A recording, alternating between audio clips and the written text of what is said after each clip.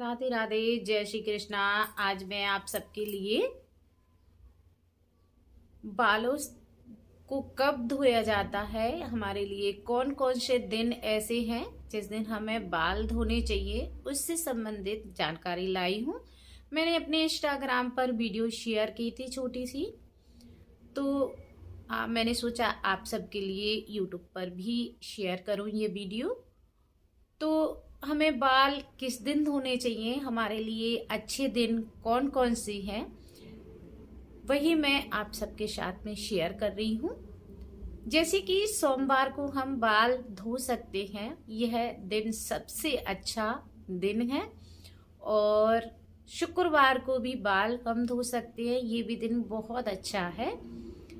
बुधवार को हमें कभी बाल नहीं धोने चाहिए, क्योंकि बहुत सी जगह ऐसे चलन माने जाते हैं कि जिन बहनों को एक भाई होता है तो वो कभी भी बुध को बाल नहीं धोती हैं। और कई जगह अपने बुद्धि से संबंधित मतलब माना जाता है कि तो बुधवार को बाल नहीं धोए जाते, लेकिन हमारी साइड कहा जाता है कि बुध को बाल नहीं धोती हैं, क्योंकि जिसके एक भाई होता है तो वो बुधवार को बाल कभी नहीं धोते हैं। और रात के समय हमें कभी भी बाल नहीं धोना चाहिए, ये हमारे लिए बहुत ज़्यादा नुकसान होता है, इससे हमारे स्वास्थ्य में गिरावट आ जाती है। तो रात के समय और लक्ष्मी जी की हम पर कृपा होना बंद हो जाती है, तो हमें रात के समय बाल नहीं धोने चाहिए। और गुरुवार के दिन कभी भी बाल नहीं धोते हैं, झाड़ू पोंछा नहीं लगाते हैं। हमारे घर के जो साफ सफाई करने वाला सामान है, जैसे अलमारी हैं, बर्तन हैं, कपड़े हैं, नए नए जो कपड़े हम शादी विवाह से आते हैं तो हमारे पास ढेर सारे कपड़े हो जाते हैं, या फिर हमारे चद्दर वगैरह हैं, तो हमें इनको कभी भी गुरुवार को नहीं धोना चाहिए। इससे हमारे लक्ष्मी रूठ जाती हैं, अलक्ष्मी का हमारे घर में प्रवेश हो जाता है। तो हमें कभी भी चारों कोने झाड़ करके झाड़ू नहीं लगाना चाहिए, ऐसी मान्यता है। हमारे बड़े बुजुर्ग ये हमें समझा कर जाते हैं, तो हमें ये काम नहीं करने चाहिए। और हमें शनिवार को बाल नहीं धोने चाहिए। कहते हैं कि शनिवार के दिन बाल धोने से हमारे बालाजी पर छींटे जाते हैं, मंगलवार को बाल धोने से बालाजी पर छींटे जाते हैं। शनिवार को जो हमारे ऊपर ग्रहों के जो हम पर दशा चलती है, जैसे शनि चल रहा है, ढैया है, साढ़े साती है, और भी कई ग्रहों के वो चलते हैं हम पर, तो वो हमारे घर के मुखिया पर चले जाते हैं। इससे हमारे मुखिया के स्वास्थ्य में गिरावट आ जाती है। जिनके घर में बड़े ससुर हैं तो उन पर भी हो सकता है, ये मुखिया पर उन पर भी जा सकते हैं। और जिनके घर में ससुर नहीं है, जेठ नहीं है, पति हैं, तो जैसे मेरे घर में महाराज जी हैं, तो मैं कभी भी शनिवार को बाल नहीं धोती हूँ, चाहे कैसी भी परिस्थिति हो, मैं नहीं धोती हूँ बाल। और हमें इतवार को, रविवार को बाल नहीं धोना चाहिए। जिस महिला को एक बेटा होता है तो उसको अपने बेटे के लिए कभी भी रविवार को बाल नहीं धोने चाहिए। जब तक उसके बेटे का रक्कस नहीं लग जाता तब तक बाल कभी भी नहीं धोने चाहिए। रक्कस लगने के बाद में फिर वो रविवार को बाल धो सकती है। और हमें दोनों वक्त कभी भी बाल नहीं धोने चाहिए। दोनों वक्त हमें झाड़ू नहीं लगाना चाहिए। दोनों वक्त हमें घर का कूड़ा इकट्ठा करके बाहर नहीं फेंकना चाहिए। और दोनों वक्त हमें खाना नहीं खाना चाहिए। दोनों वक्त हमें नहाना नहीं चाहिए। मतलब दोनों वक्त सिर्फ भगवान की पूजा का टाइम होता है, दिया बत्ती का टाइम हो जाता है, तो हमें सिर्फ उस टाइम भगवान की माला फेरनी चाहिए, भगवान की आरती करना चाहिए, मंदिर जाना चाहिए।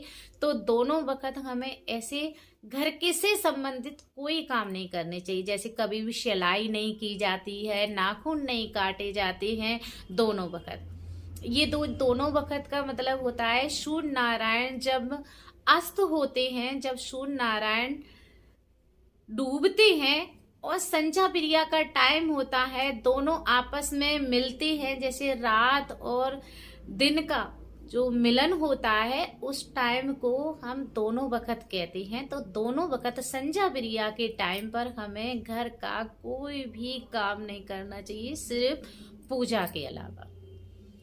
उस टाइम हम लोग हमारे यहाँ कहते हैं कि हमारे यहाँ गांव में जो कंडा वगैरह ला करके खाना बनाया जाता है, तो हम उस टाइम कंडे भी नहीं उठाते हैं अपनी जगह से, क्योंकि दोनों वक्त मिल रहे हैं। इससे भगवान पर कष्ट पड़ता है अगर हम काम करते हैं।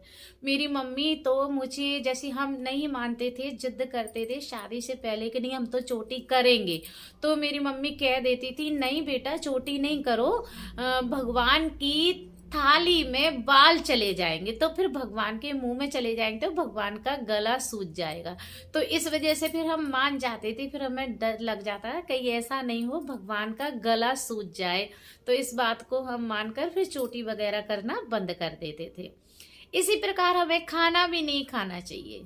और कहते हैं जब हमारे घर से कोई व्यक्ति जा रहा हो, जैसे कि हमारे यहाँ कोई मेहमान आया है, तो वो हमारे घर से जा रहा है, या हमारी बेटी की विदा हो रही है, या हमारा बेटा कहीं जॉब के लिए इंटरव्यू देने जा रहा है, तो हमें कभी भी झाड़ू पोंछा नहीं लगाना चाहिए। उसके जाने के बाद तुरंत बाद घर में झाड़ू पोंछा नहीं करना चाहिए, बाल धो करके नहाना नहीं चाहिए। तो कहते हैं जो हमारे यहाँ से गया है उसके लिए रास्ते में कोई कठिनाई आ सकती है, जैसे कि कुछ अनहोनी घटित हो सकती है उसके साथ में, तो नहीं किया जाता, क्योंकि ये हमारी मम्मी दादी हमें बताती थी। और जैसे महाराज जी है तहसील जाते हैं, तो मैं घर का काम कभी कभी ऐसा होता है मैं अपने साफ सफाई करती हूँ तो उनके सामने नहा नहीं पाती हूँ। तो जैसे वो चले जाते हैं तो उसके बाद में जब तक मैं उनसे पूछ नहीं लेती कि वो तहसील पहुंच गए क्या, तो वो पहुंच जाते हैं, अपनी कुर्सी पर बैठ जाती है सीट पर, तब मैं फिर अपने नहाने के लिए बाल धो करके नहाकर निकलती हूँ। तो इस तरह से हमें ऐसी पुराने जो हमारे बुजुर्ग नियम बना गए हैं उनको हमें जरूर मानना चाहिए। इससे हमारे घर में सुख शांति का वास होता है। और